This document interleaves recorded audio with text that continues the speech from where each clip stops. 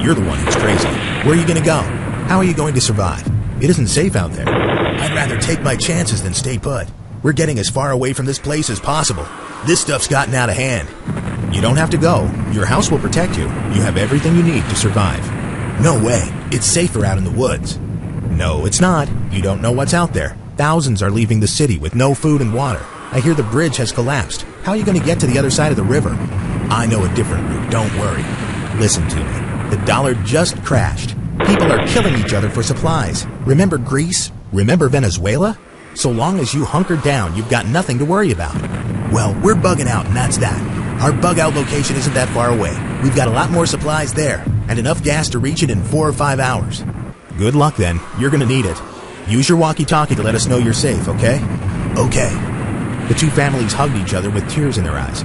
They all knew it would be the last time they laid eyes on each other. Two prepper families and lifelong neighbors, divided by the disaster to take different paths. One is bugging out, the other is bugging in, and they both think they're right. The Moody's filled their Ford F-250 to the brim and stormed off, while the Jeffersons locked the doors and brought in some of the supplies from the cellar. They also agreed to take some of the stuff their neighbors left behind that wouldn't fit into the trunk. The only thing connecting them now were a couple of walkie-talkies. How's it going out there, neighbor? Over. Not well. There are more and more cars as we're getting to the bridge. We should have left sooner. Over. You should have stayed. It's too late to turn back now. We're gonna make it. Don't worry, said Mr. Moody. But all of a sudden, his oldest son shouted, Dad! Dad! Look! The bridge is gone! Don't worry, son. We just need to make a quick detour on this forest road here to get to the other one. It's a 30-minute detour, but no one knows about it.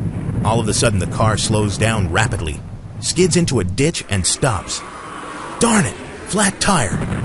Can we fix it? Asks Mrs. Moody. We can, but we don't have much time. It looks like we're being followed, and by the looks of it, these people have guns. Are they preppers too, Dad? I'm not sure. They don't have backpacks. They must live nearby.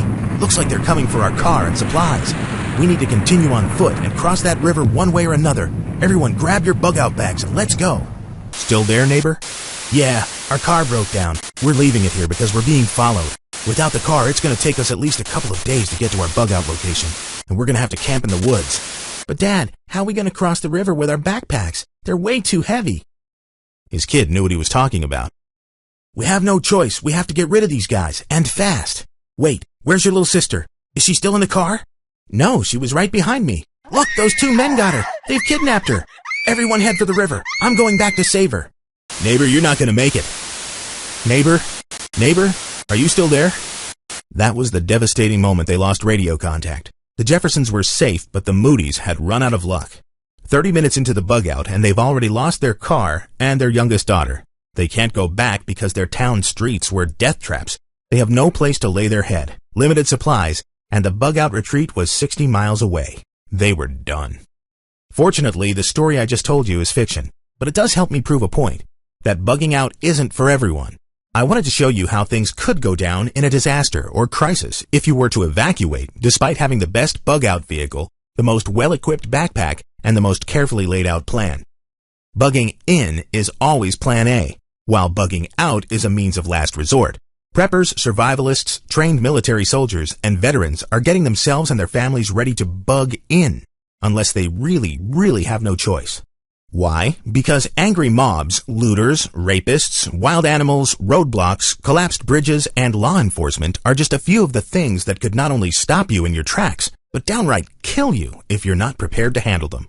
Even if you are prepped to the teeth and have the perfect bug-out bag and follow all the safety rules, a lot of things can go wrong out there.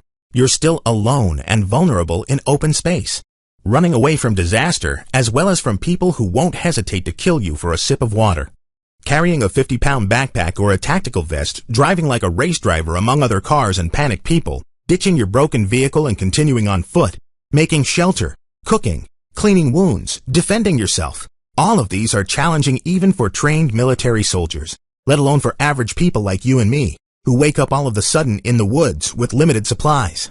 Even if you do make that shelter, as you're forcing yourself to fall asleep with your head resting on a trash bag filled with leaves that acts as a pillow, with only a tarp between you and the moist ground, hoping no creepy crawlers start moving under you.